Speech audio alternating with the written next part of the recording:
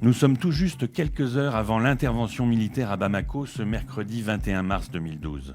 Le Touareg Assarid Embarkawan est vice-président de l'Assemblée nationale malienne. Le luxembourgeois Charles Goerens est eurodéputé et ancien ministre de la coopération. Tous deux ont bien voulu se retrouver dans le studio du Parlement européen à Bruxelles pour échanger leurs points de vue sur les causes et les remèdes de la crise et de l'instabilité au nord du Mali. La situation au Mali est une situation extrêmement préoccupante. Vous savez que suite au conflit libyen, c'est un conflit dont j'ai personnellement parlé il y a de cela 1 an. Et j'ai parlé des conséquences de ce conflit sur les pays de la zone sahélo-saharienne. Vous n'ignorez pas qu'au niveau de ces pays de la zone sahélo-saharienne, il y a non seulement le groupe de l'AQMI, Al-Qaïda pour le Maghreb islamique, mais il y a également des sous-groupes des narcotrafiquants, des vendeurs d'armes, etc. Donc après le conflit libyen, après que Kadhafi a été vaincu suite à l'intervention, suite à la résolution de 1973, à l'exécution de la résolution de 1973, eh bien beaucoup de jeunes Maliens sont rentrés au Mali avec beaucoup d'armes. Et quand ils sont venus, ils se sont installés pendant une certaine période. Et ensuite, pendant la même période, le chef de l'ancienne rébellion qu'on appelle Iyad Agagali, de l'ancienne rébellion, de la rébellion des années 90, lui aussi qui est pro-Al-Qaïda, qui est vraiment islamiste, a créé un mouvement qu'on appelle Ansar ad-Din. Ansar ad-Din, c'est un terme arabe. Donc lui aussi, il a décidé de rejoindre le Maki. Naturellement pas avec les MNLA. Les MNLA, c'est le mouvement national de libération de la Sohad. Donc à partir du mois de janvier 2012, nous avons commencé à connaître les attaques. Les attaques du MNLA. Elles ont commencé par Menaka, par Abeybara, Tienzawaten. L'attaque la plus tragique s'est déroulée à Gelhok, où 70 militaires ont été lâchement exécutés. D'abord, tous les militaires qui étaient noirs ont été tués à bout portant par des armes. Et les militaires qui étaient de peau blanche, c'est-à-dire ceux qui étaient touaregs ou arabes, ont été égorgés et éventrés. Et ça, c'est le fait naturellement. Pour nous, en tout cas maliens, c'est le fait des islamistes. Les islamistes. Ensuite, il y a eu la guerre des Tessalites, qui a duré au moins 15 jours. Et finalement, les militaires qui étaient à l'intérieur, on était obligés d'évacuer les femmes et les enfants. Et les rebelles ont été obligés maintenant, ont été amenés à occuper le camp de Tessalites. Donc depuis l'occupation du camp de Tessalites, il y a eu l'attaque de Diré, la ville de Diré a été attaquée. Ils ont enlevé des véhicules, ils ont enlevé des vivres. La ville de Gundam a été attaquée, ils ont enlevé un gendarme, ils ont enlevé des véhicules. Et voilà où est-ce qu'on en est, en tout cas, dans le nord du Mali. Donc dans le nord du Mali, la situation est très, très, très préoccupante. Très préoccupante.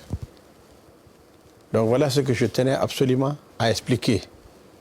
Et je pense qu'au jour d'aujourd'hui, nous avons besoin de la solidarité internationale parce que nous sommes en année électorale.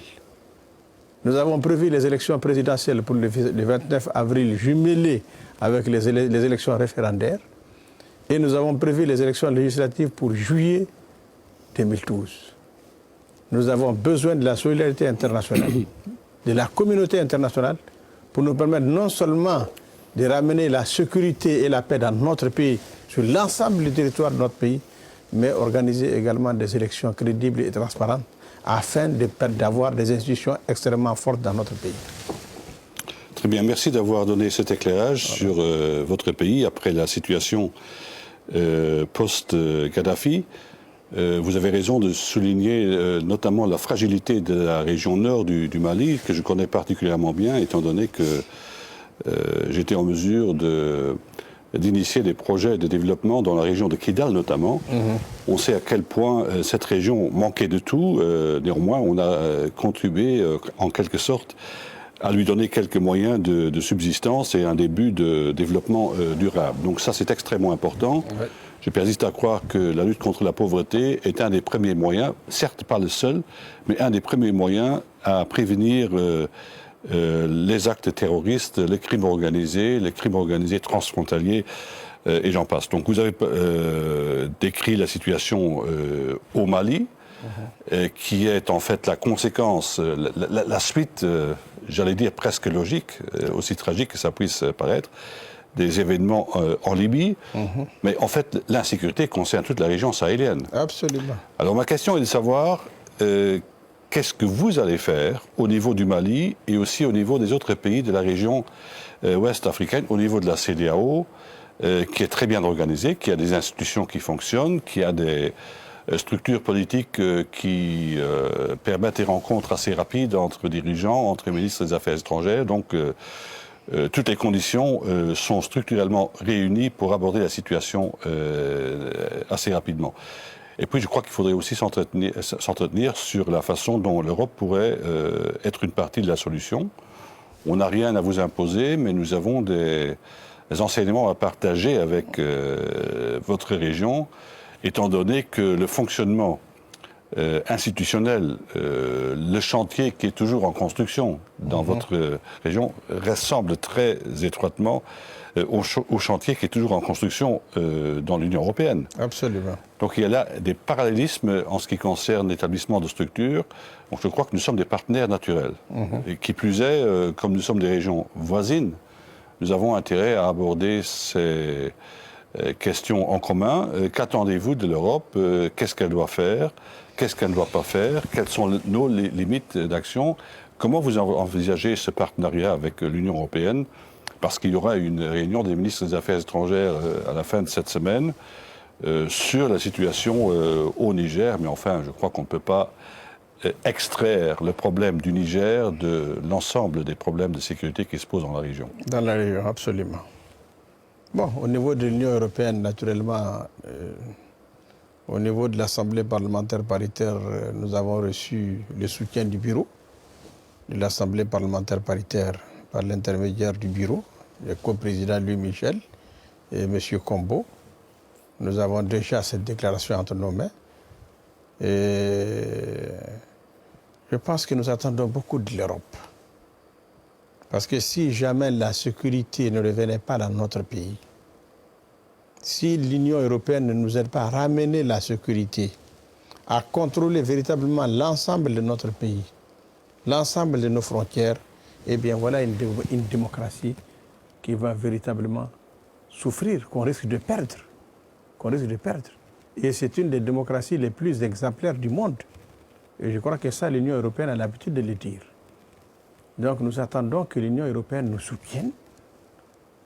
Bon, peut-être pas militairement comme ça suffit, peut-être pas à travers l'OTAN. Mais on sait qu'on ne peut pas, je ne sais pas, on ne peut pas ramener la sécurité et la paix sans avoir les moyens de le faire.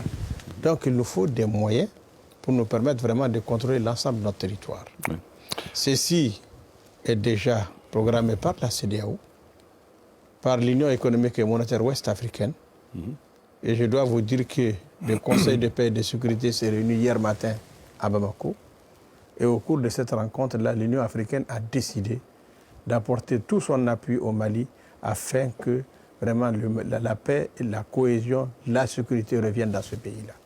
Oui. Et je crois qu'il y a des engagements qui ont été pris par la CEDEAO pour intervenir le plus rapidement au niveau du Mali.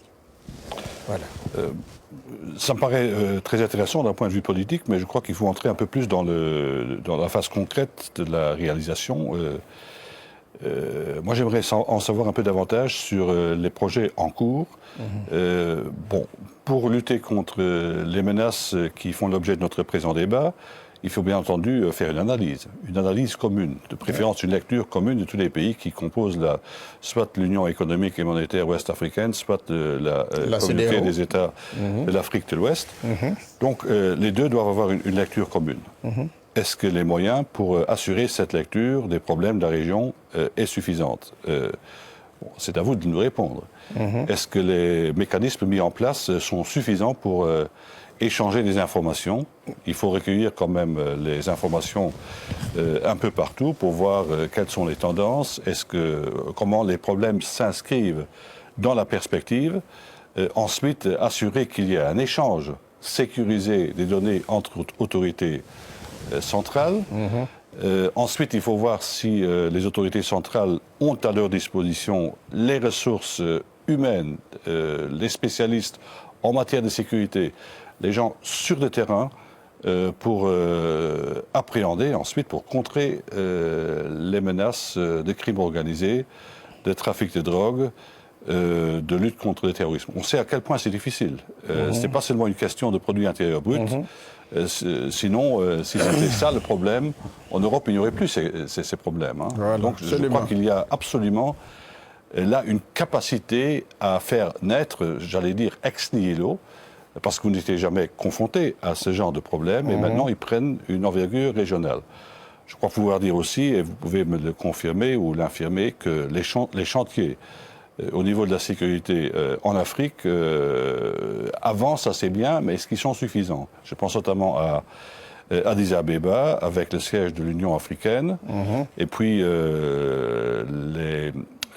les coopérations régionales au niveau de la CEDEAO, par exemple.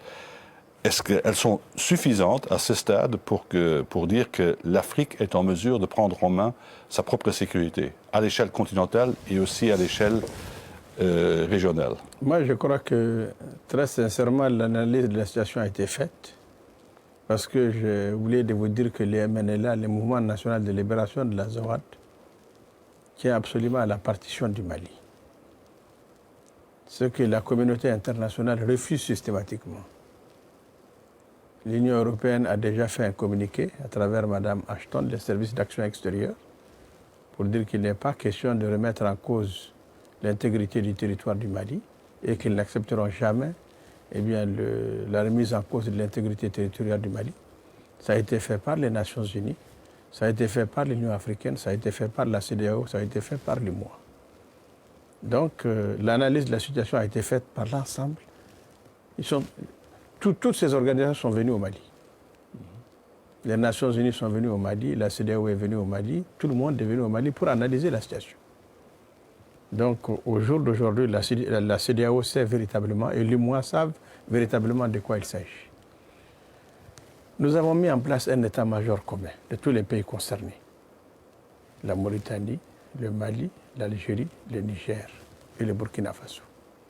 Cet état-major n'a pas encore fonctionné, mais je suppose que dans les jours à venir, cet état-major va fonctionner. Je ne suis pas au Mali, je n'étais pas au Mali quand la réunion d'hier s'est tenue, mais j'ai appris que vraiment des ressources extrêmement importantes ont été dégagées pour permettre à cet état-major de commencer à fonctionner. Et je pense que si cet état-major commence à fonctionner, il est tout à fait possible de faire face à la situation. Donc en ce qui concerne l'analyse, je crois que tout le monde a analysé la situation. Parce que nous avons non seulement affaire au MNLA qui demande la partition du Mali, mais nous avons affaire au groupe d'Al-Qaïda en Saradine et qui veulent carrément faire du Mali une république islamique. C'est-à-dire instaurer la charia dans tous les Maliens. Faire en sorte qu'à côté de chaque juge, il y ait un imam. Donc je crois que tout le monde a analysé la situation. Tout le monde a analysé la situation. Donc voilà, eh bien, la situation telle qu'elle se présente au jour d'aujourd'hui. Et la CEDEAO sait ce qui se passe. L'Union africaine sait ce qui se passe. L'UMOA sait ce qui se passe. Les Nations Unies ont envoyé une mission. Le Conseil de paix et de sécurité s'est réuni hier, de l'Union africaine s'est réuni hier à Bamako. Donc je pense que le problème est bien cerné. Je crois que le vrai défi consiste à savoir si les démocraties en Afrique de l'Ouest sont suffisamment fortes pour en arriver au bout de ces problèmes.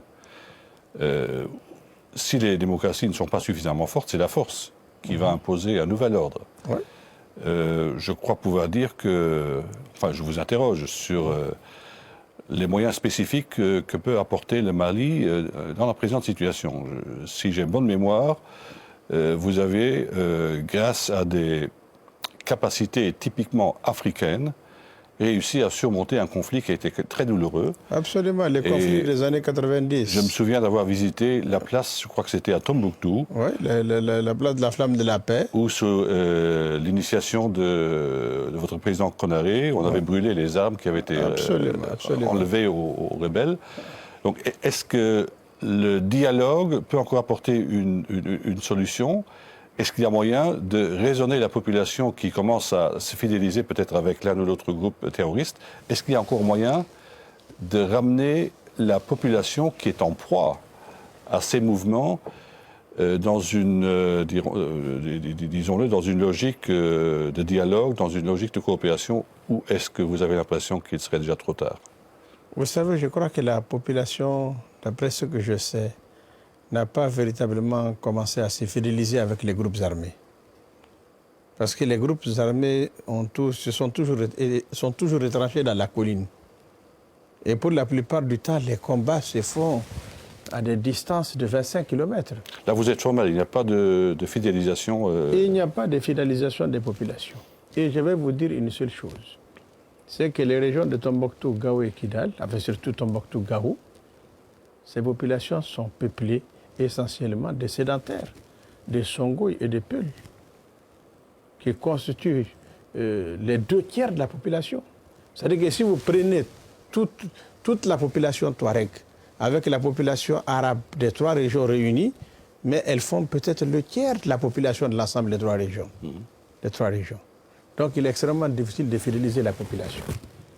Et les populations noires ne prennent pas part à ce conflit-là, à ce conflit. Maintenant, j'ai la conviction profonde que le Mali ne refusera jamais le dialogue si jamais il est ouvert. Si jamais il est ouvert.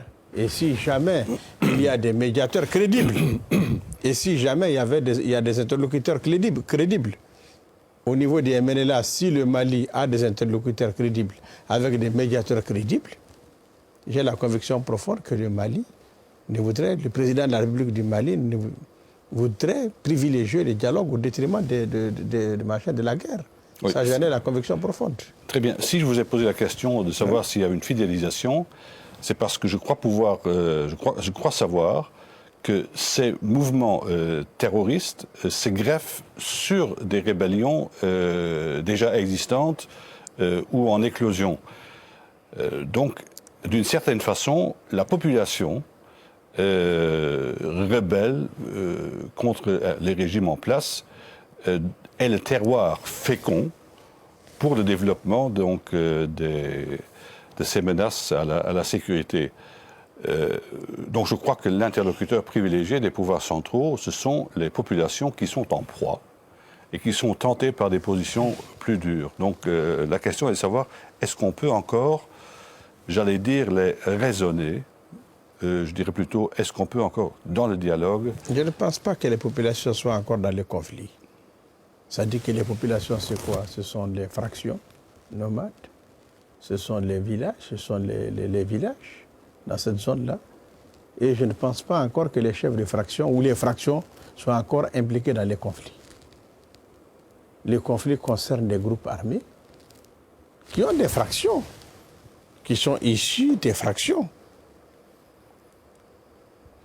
qui sortent des populations et qui vivent là-bas.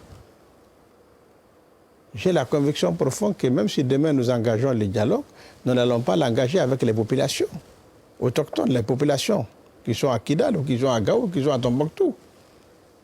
Nous allons engager le dialogue avec ceux-là qui ont pris les armes contre le pays. Oui, je persiste à croire qu'il faut parler avec les deux. Voilà. Non, pas avec eux deux, parce que les autres ne sont pas d'abord concernés. Pour nous. Oui, mais... Je dis pour nous. Enfin, vous connaissez votre pays mieux que moi. Voilà, pour nous. C'est un pays qui est il y a une population beaucoup plus dense au sud. Ouais. Au nord, c'est extrêmement éparse. C'est éparse. Donc, si on veut être présent, si la République malienne veut être présente dans le nord, il faut tabler sur la population existante et lui donner aussi des perspectives pour qu'elle ne soit pas tentée par se laisser absorber par ces mouvements. Absolument. Bon, mais qu'est-ce que vous attendez concrètement de l'Union européenne pour la réunion de vendredi prochain? Il y a une réunion au niveau des ministères, des ministres des Affaires étrangères. Je ne sais pas quel est l'ordre du jour de la réunion de vendredi prochain. Ils vont parler notamment de la question de l'opportunité de savoir si une mission à caractère civil peut apporter une solution aux problèmes de la région et plus particulièrement au Niger. Bon, je ne sais pas, le Niger n'est pas encore confronté à ce problème. Parce que je dois vous rappeler simplement que ce sont les Maliens surtout qui étaient dans l'armée libyenne. Donc après le conflit de la Libye, ce sont les Maliens qui sont revenus avec armes, avec des armes et des moyens extrêmement importants au plan de la logistique. Donc le Niger ne connaît pas encore ce problème. Mais je sais que le Niger connaît les problèmes de la sécheresse, de la famine, comme le Mali, comme le Burkina Faso, comme la Mauritanie. Enfin, donc probablement il sera question de ces problèmes de famine, de ces problèmes d'aide alimentaire, etc. Néanmoins, il y avait quelques problèmes de sécurité au Niger aussi. Il y a quelques problèmes de sécurité, probablement un peu beaucoup plus au nord. Notamment dans la région d'Agadez. Oui. Mais ils sont mineurs par rapport à ce qui se passe au Mali. Mais je sais que le Niger est très soucieux de ce qui se passe au Mali. Comme le Mali est très soucieux de ce qui peut se passer à Arlit ou à Agadez.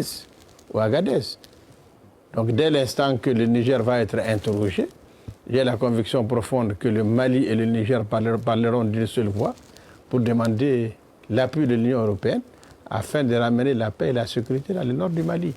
Parce que si jamais il y a des problèmes au nord du Mali, les mêmes problèmes se répercutent sur le Niger. Ça se répercute automatiquement sur le Niger. Même s'il n'y a pas de rébellion encore au Niger. Où est la clé du problème? Est-ce la Libye?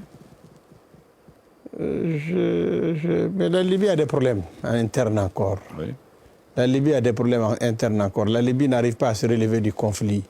La Libye n'arrive pas à avoir un État organisé.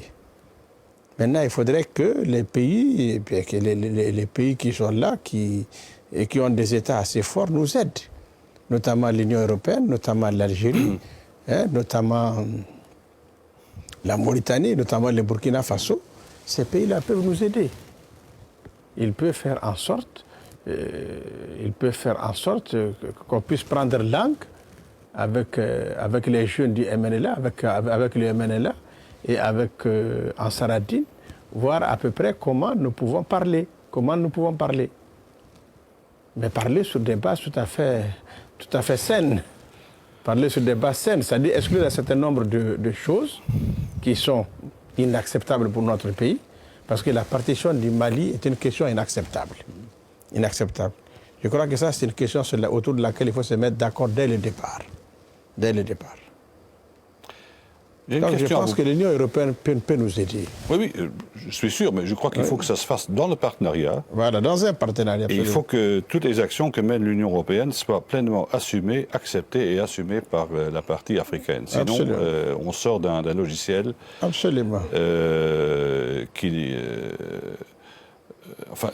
n'est pas de notre goût à tous les deux. Oui. Nous connaissons suffisamment pour prévenir ce nouveau scénario. Oui. Peut-être un dernier élément que vous avez abordé vous-même, le problème de la charia. Est-ce que la démocratie dans vos pays est encore suffisamment forte pour prévenir la charia? Est-ce que les moyens démocratiques vous permettent de contenir encore ce problème? Je crois que dans le cas du Mali, c'est bien possible d'éviter qu'on mette quand même dans la Constitution la charia. C'est encore possible de ne pas le mettre dans notre Constitution. Nous avons parlé nous-mêmes avec le Haut Conseil islamique. Le Haut Conseil islamique du Mali a dit qu'il tient absolument à un Mali laïque. Donc, au niveau de ce Haut Conseil islamique, il va être extrêmement difficile de faire passer un phénomène comme la charia ou un phénomène comme la République islamique du Mali. Ça va être très difficile au jour d'aujourd'hui. Je ne sais pas ce qui peut se passer demain, mais je sais que, en ce que je sache, au jour d'aujourd'hui, nous parlons le même langage et voilà ce que nous disons tous ensemble. Et officiels, et Haut Conseil islamique, et population, etc., etc. Je crois de mon côté que cette discussion est extrêmement fascinante. Nous n'arriverons pas, certes, au bout de tous les problèmes au bout d'une demi-heure. Ouais. Je crois qu'il faut continuer à explorer les voies d'une meilleure coopération dans le respect des uns et des autres. Ouais. J'espère qu'on sera à la hauteur du défi qui nous est lancé par la présente situation, dans votre intérêt aussi dans le nôtre. Absolument. Merci beaucoup. Moi, je voudrais simplement vous remercier avant qu'on quitte ce plateau et vous dire que je connais beaucoup le Parlement européen. J'ai beaucoup d'amis au niveau du Parlement européen. Je pense que le Parlement européen fait partie des grands partenaires de notre pays. Et l'Union européenne aussi fait partie des très grands partenaires de notre pays. Parce que l'Union européenne est un des premiers partenaires de notre pays sur le plan financier. Donc je crois que tout ce qui peut déstabiliser le Mali, tout ce qui peut remettre en cause la démocratie dans notre pays, tout ce qui peut remettre en cause l'intégrité de notre territoire ne sera jamais accepté par les Européens. Ça, j'en ai la conviction profonde. Et je pense pouvoir compter sur vous en tant que parlementaires européens pour nous aider à faire passer ce message qui est déjà passé à tous les niveaux, qui est déjà passé au niveau de beaucoup de parlementaires européens, pour que vraiment on puisse nous aider à faire en sorte que la cohésion nationale soit maintenue dans notre pays.